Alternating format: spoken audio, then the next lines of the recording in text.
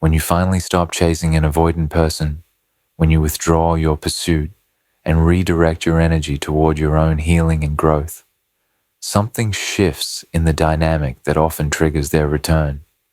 They reach out after weeks or months of silence, testing whether you're still emotionally available, checking whether the door they closed might still be open. This return is predictable, almost scripted, because your absence activates the very attachment anxiety they've spent their relationship patterns avoiding. But what's less obvious is what the avoidant person actually wants to hear from you in this moment. Most people assume the avoidant wants declarations of continued love, expressions of willingness to try again, or reassurance that you've been waiting for them. But these responses, while they might temporarily satisfy the avoidant's ego, actually trigger their defenses and lead to the same cycle of pursuit and withdrawal.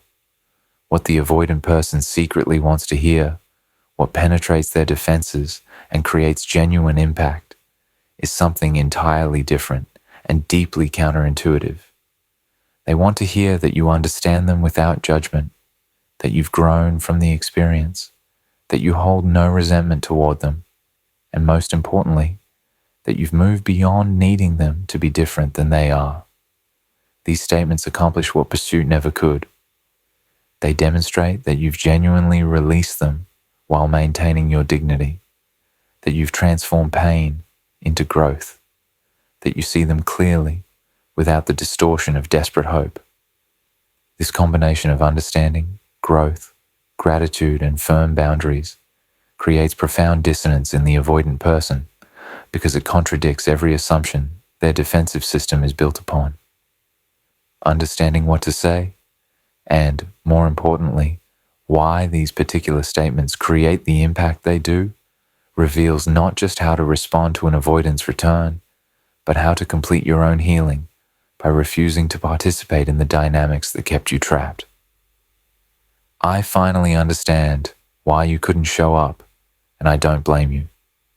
This statement is devastatingly effective because it accomplishes something the avoidant person desperately wants but rarely receives: understanding without judgment. Throughout the relationship and its ending, the avoidant person likely felt misunderstood, pressured, and implicitly or explicitly blamed for the relationship's failure. Your needs for consistency and emotional presence probably felt like accusations to them, constant reminders of their inadequacy. Your expressions of hurt when they withdrew likely triggered their guilt and defensiveness. Your attempts to make them understand your perspective probably felt like demands that they be different than they are. The avoidant person carries significant shame about their patterns, even if they cannot consciously access or acknowledge that shame. Deep down, they know their behavior hurts people. They recognize that their withdrawal and inconsistency create pain for partners who want more from them than they can provide. But this knowledge is so threatening to their self-image and so activating of their core wounds that they defend against it through various rationalizations. They tell themselves their partners are too needy. They convince themselves they just haven't found the right person. They frame their limitations as preferences rather than dysfunctions. These defenses protect them from the shame of recognizing the harm their patterns cause.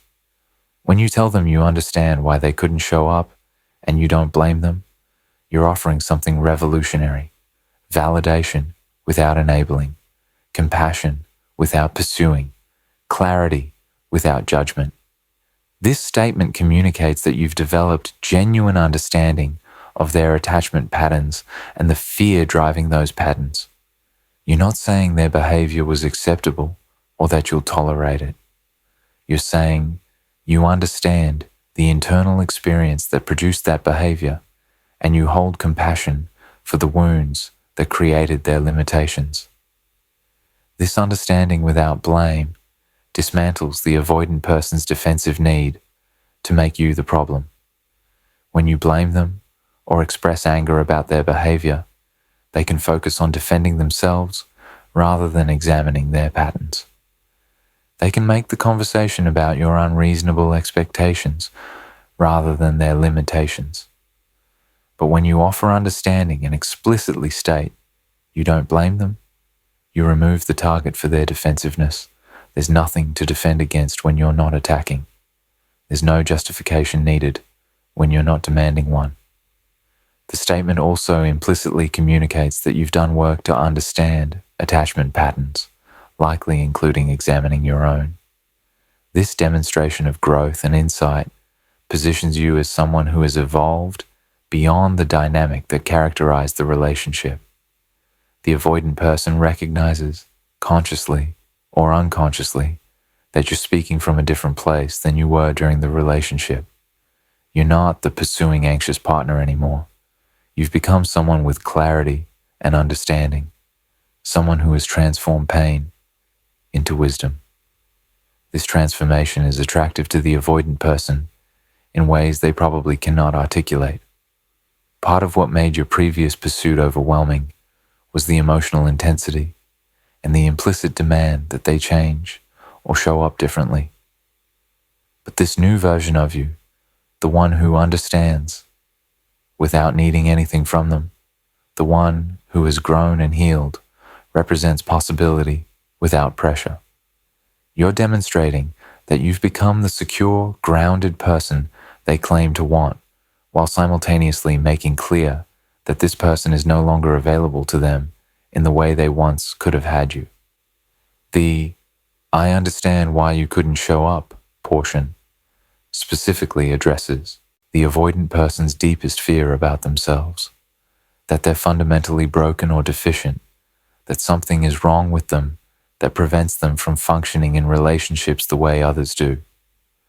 By acknowledging that they couldn't show up, rather than implying they chose not to, or simply didn't care enough, you're recognizing their behavior as stemming from genuine limitation, rather than from malice or indifference.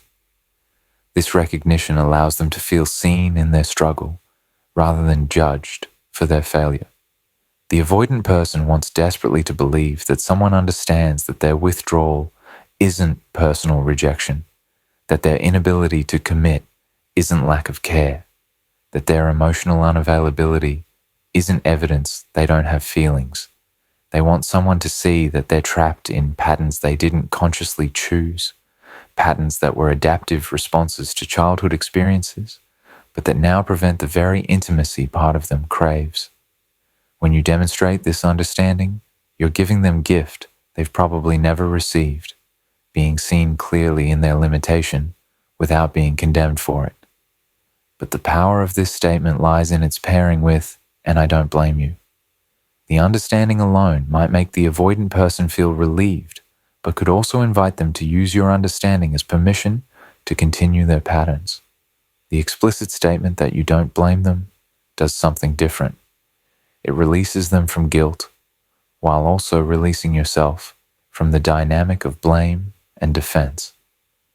You're not holding resentment. You're not making them the villain.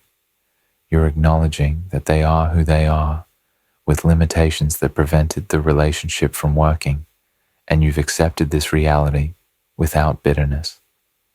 This release from blame is what the avoidant person has been seeking all along. They don't want to be the bad guy in the story. They don't want to carry guilt about hurting you. They want to believe that the relationship simply didn't work due to incompatibility rather than due to their dysfunction. But previous partners who offered this absolution usually did so from a place of continued hope and pursuit, which the avoidant person could sense and which undermined the message. When you offer understanding and release from blame, while also making clear you've moved beyond the relationship, the message lands with completely different impact. The avoidant person hearing this statement experiences several simultaneous responses. There's relief at being understood and not blamed. There's recognition that you've evolved in ways that make you different from the person they left. There's curiosity about how you reach this place of understanding and compassion. There's a desire to explore whether this evolved version of you might be someone they could actually have relationship with, given that you seem to understand and accept their limitations. And underneath all of this is dawning awareness that this understanding and compassion you're offering is no longer available to them in the context of a romantic relationship, because the boundary you're setting is firm, even as your tone is kind. This combination of understanding their patterns and not blaming them for those patterns, while also making clear you won't accept those patterns in your life, is precisely what the avoidant person needs to hear.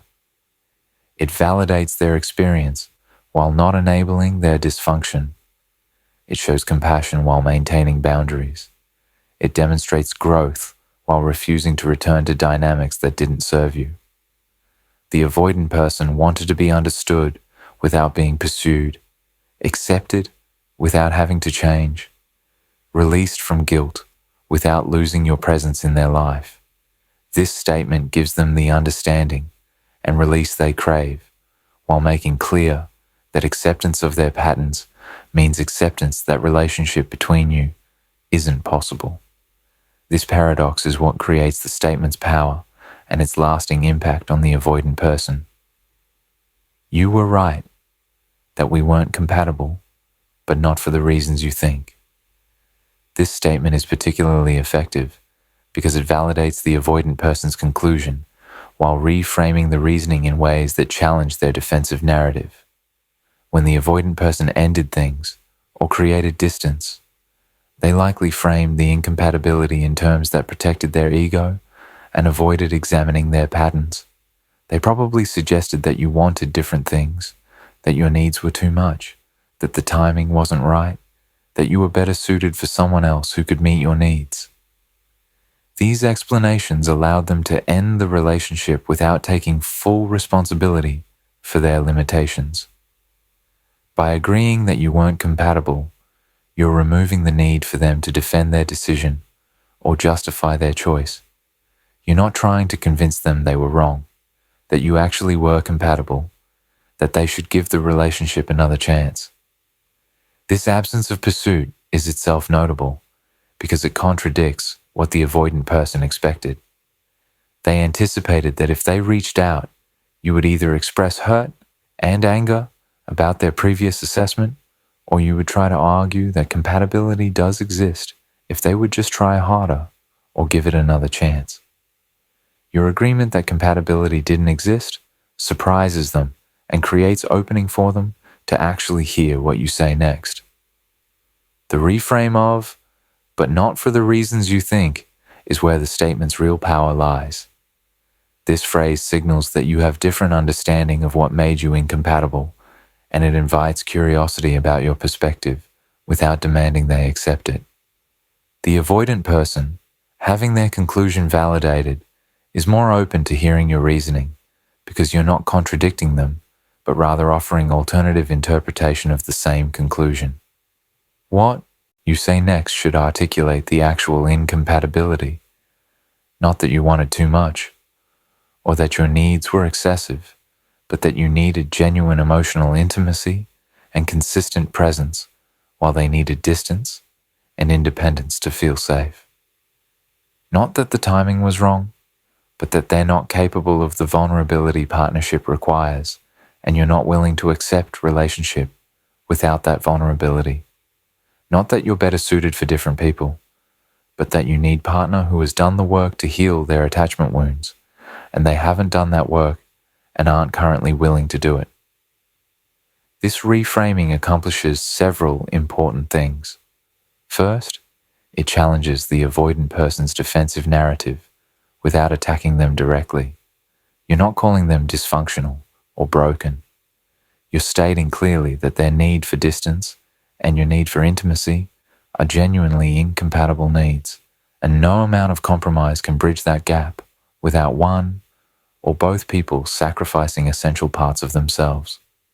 This framing is harder to argue with than accusations about their behavior, because you're acknowledging that different people have different capacities and needs, and yours simply don't align. Second, the reframe locates the incompatibility in fundamental differences in attachment capacity rather than in superficial preferences or circumstances. This prevents the avoidant person from suggesting that different approach or different timing might have made things work. You're making clear that the incompatibility is structural and rooted in who you both are at core level, not in fixable surface issues. This clarity eliminates the ambiguity the avoidant person might try to exploit to keep you as possibility without having to change anything about themselves. Third, the statement implicitly challenges the avoidant person to examine their patterns more honestly.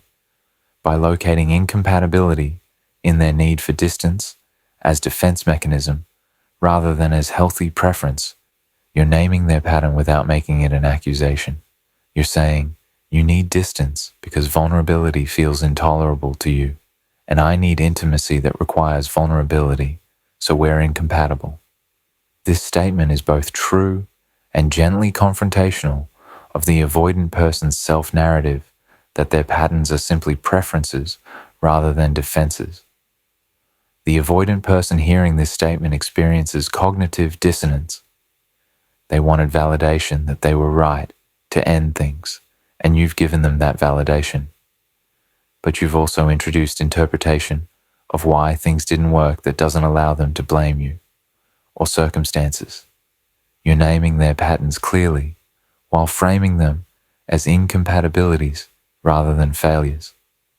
This is uncomfortable because it removes the easy explanations they've relied on while also preventing them from dismissing you as bitter or blaming. The statement also demonstrates that you've achieved clarity the avoidant person likely lacks. You understand the relationship's dynamics at deeper level than they do. You can articulate why it didn't work in ways that are more accurate and insightful than their surface explanations. This demonstration of understanding and clarity positions you as someone who has done internal work and achieved perspective they haven't reached. The avoidant person recognizes, often unconsciously, that you've surpassed them in self-awareness and growth, and this recognition creates both attraction and discomfort. There's attraction because the avoidant person is drawn to people who seem to have their shit together, who demonstrate emotional intelligence and self-awareness. But there's discomfort because your clarity highlights their lack of clarity, your growth highlights their stagnation, your honest assessment of the incompatibility challenges their comfortable rationalizations. The avoidant person might feel simultaneously drawn to engage with you more deeply, to understand your perspective, and defensive about the implications of what you're saying about them. The power of this statement is that it gives the avoidant person what they want, validation of their decision, while taking away what they don't deserve, the narrative that protects them from examining their patterns. You're agreeing you weren't compatible while making clear that incompatibility stems from their limitations, not from your excessive needs. You're releasing them from the relationship while refusing to accept the story that makes them blameless and makes you the problem. This combination of validation and challenge, agreement and reframe is precisely what creates lasting impact. I'm grateful for what you showed me about myself. This statement is transformative because it accomplishes something the avoidant person never expects. You're expressing gratitude for the experience with them, including the pain they caused. This gratitude is not about thanking them for hurting you or validating their behavior as acceptable. It's about demonstrating that you've transformed the experience into growth, that you've extracted value from what could have been simply wasted time and pain. This transformation from victim to student, from wounded to evolved, is evidence of emotional maturity and resilience that the avoidant person recognizes as rare and admirable. The gratitude you express should be specific and genuine, focused on the insights you gained about yourself through the relationship and its ending. Perhaps you learned about your own attachment patterns and anxious tendencies that the avoidant person's withdrawal triggered. Perhaps you discovered boundaries you needed to establish that you hadn't maintained before. Perhaps you recognize patterns in yourself of choosing emotionally unavailable people and began examining why. Perhaps you learned what you truly need in partnership by experiencing clearly what you don't need. All of these learnings are legitimate sources of gratitude that transform the relationship from painful failure into meaningful teacher. This expression of gratitude accomplishes several important things in the avoidant person's perception of you and the situation. First, it demonstrates that you're not trapped in victimhood or bitterness. You're not still angry at them or focused on what they did wrong. You've moved beyond blame into growth, beyond hurt into understanding. This evolution is attractive because it shows strength and resilience. It also removes the guilt the avoidant person might feel about having hurt you, which ironically makes them more open to actually examining their role in what happened rather than defending against your blame. Second, the gratitude reframes the relationship as valuable rather than regrettable. The avoidant person often worries that they waste people's time, that their inability to show up fully means the relationship was pointless or purely harmful to their partner.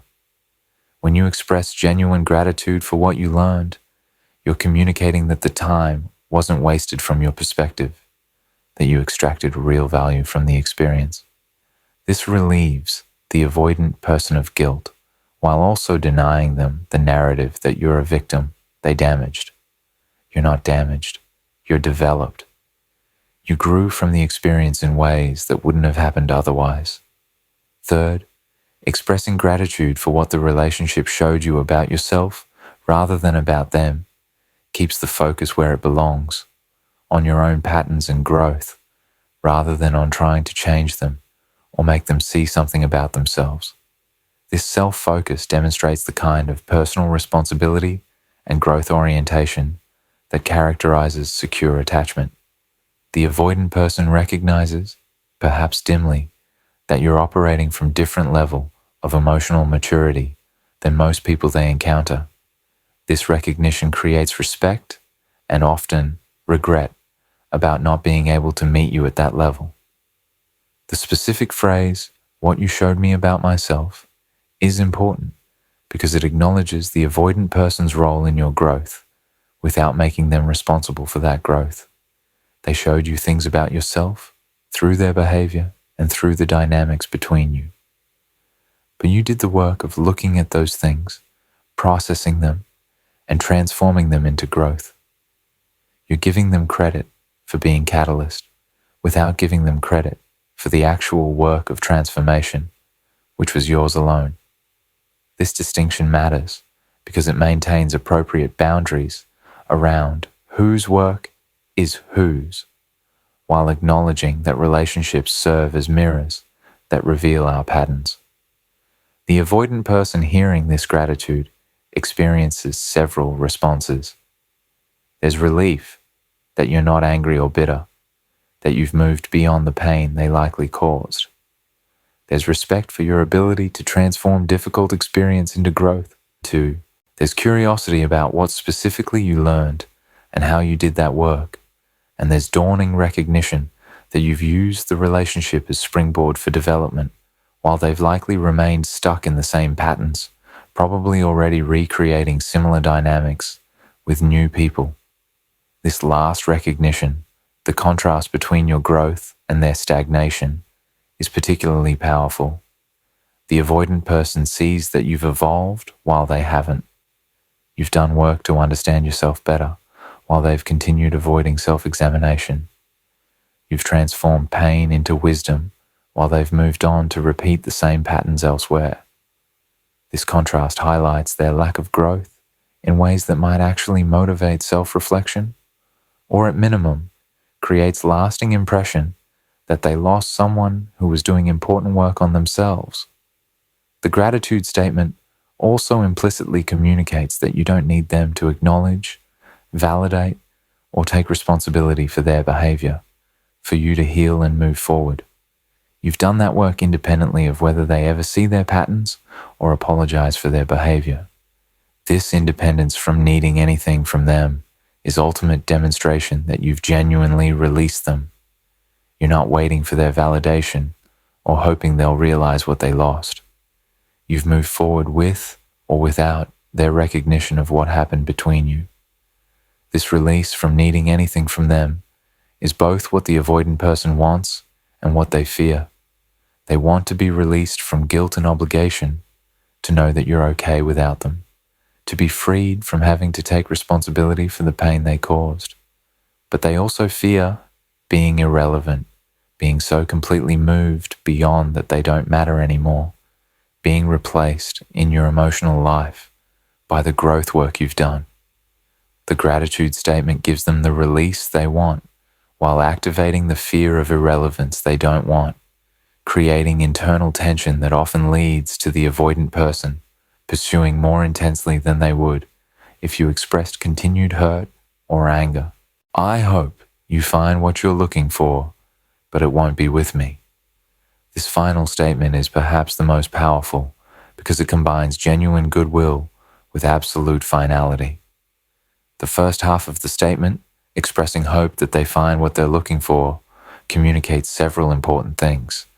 It shows that you hold no ill will toward them, despite the pain the relationship caused. It demonstrates that you've released any need for them to suffer or fail as consequence of how they treated you. It indicates that you recognize they're on their own journey, and you wish them well on that journey, even though it won't include you. This goodwill is rare and valuable, and the avoidant person recognizes it as such. The expression of hope for them also implicitly acknowledges that they're looking for something, that they have unmet needs and desires, even if they're not conscious of what those are or how to meet them. This acknowledgement is generous because it assumes good intent, assumes that their withdrawal wasn't malicious, but rather confused, searching for something they don't know how to find or allow. The avoidant person is indeed looking for something, usually for connection that feels safe, for intimacy without vulnerability, for relationship without the discomfort they associate with closeness. These desires are contradictory and impossible, but they're real, and your acknowledgement that they're seeking something validates their internal experience. But the power of this statement lies in its second half. But it won't be with me. This phrase is absolutely final and allows for no ambiguity or negotiation. You're not saying, not right now, or not unless things change, or not the way things were. You're saying, not with you, period. This finality is crucial because it removes all hope that the avoidant person might maintain access to you as possibility for future reconnection. The door is not just closed, it's locked, and you're communicating clearly that you've moved beyond even wanting it to open again. This finality creates several important effects. First, it forces the avoidant person to actually feel the loss. Throughout the relationship and probably during its ending, the avoidant person maintains psychological escape hatch. The belief that if they wanted to return or reconnect, you would be available. This belief, even if unconscious, prevented them from feeling the full weight of losing you because the loss felt temporary or reversible.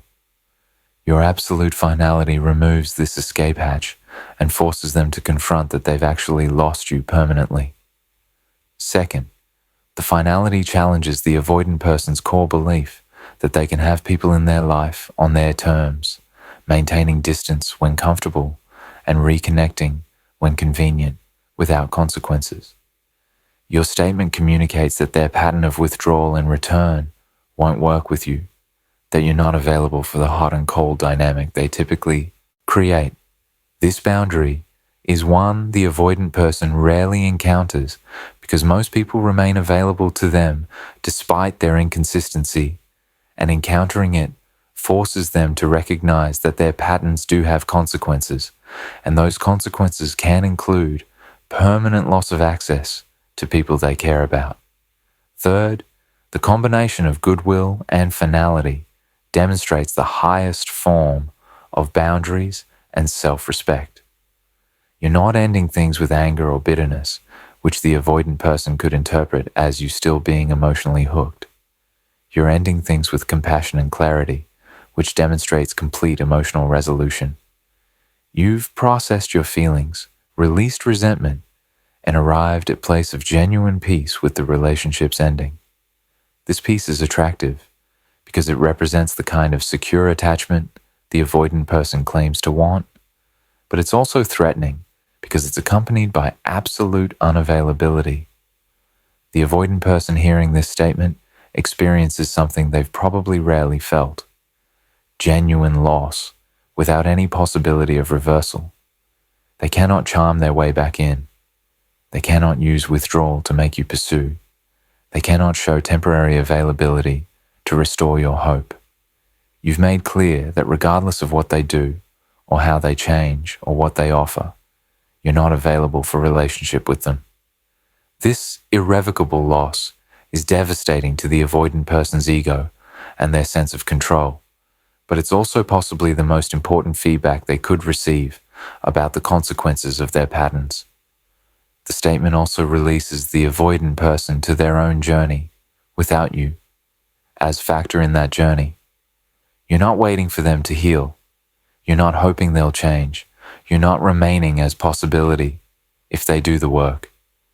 You're genuinely releasing them to find whatever it is they're seeking, and you're making clear that even if they find it, even if they heal and grow and become capable of healthy relationship, that relationship won't be with you because you've moved beyond this dynamic entirely.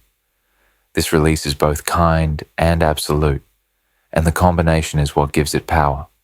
The hope you express for them, finding what they're looking for, should be genuine, and the genuineness will come through in how you deliver this statement. You actually do hope they find peace and healing, and whatever it is they need, even though you know they're unlikely to find it without doing substantial internal work.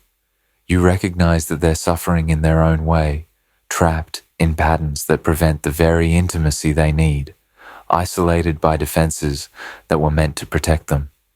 You have compassion for this suffering, even as you maintain absolute boundary against being part of their life. The avoidant person will likely try to argue with the finality of your statement or seek loopholes in it. They might ask whether you'd be open to friendship or whether you'd reconsider if they did therapy, or whether there's any circumstance under which you'd give the relationship another chance. Your response to these attempts should be kind but immovable. No, the door is closed. You've moved beyond even wanting to explore possibilities with them, and you're at peace with that decision. This consistency in your boundary is what finally communicates to the avoidant person that you mean what you say, and that their usual strategies won't work to keep you as option.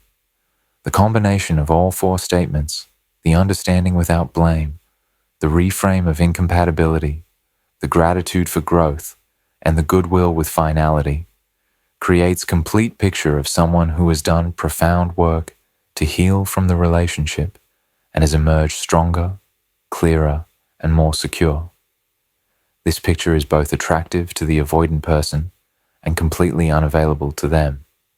They're often most drawn to you at exactly the moment when you're most clear that you don't want them, and this paradox is the final teaching the relationship offers, that what they want is someone secure and boundaried and evolved, but their patterns prevent them from being able to keep such a person in their life. This recognition, if they can sit with it, rather than defending against it, is what might eventually motivate the genuine work required for them to heal. But whether they do that work or not is no longer your concern. You've moved beyond them, and these statements are your final gift to both of you. The truth delivered with compassion, the boundary delivered with kindness, the ending delivered with grace.